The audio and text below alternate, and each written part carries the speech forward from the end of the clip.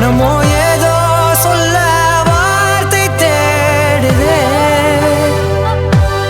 கண்ணெல்லாம் நீயேதான் நிற்கின்றாய். விழியின் மேல் நான் கோபம் கொண்டேன். இமை மூடிடு என்றேன்.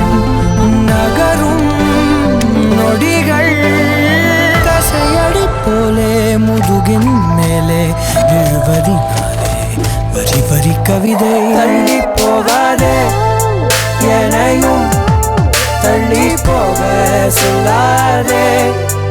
இருவர் இதழும் மலர் என்னும்